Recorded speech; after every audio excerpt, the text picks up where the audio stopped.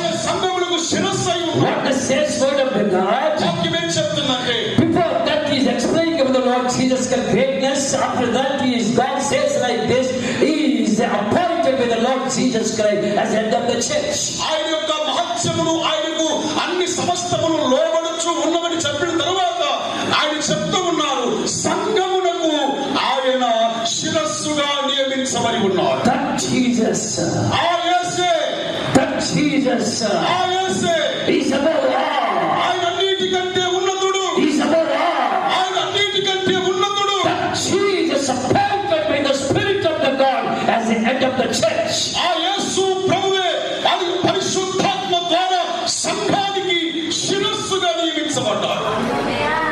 So that's why it says like this. అందుకే ఈ విధంగా వాక్యములు మనం చదువుతాం. That church. ఆ సంఘము. Oh, what church?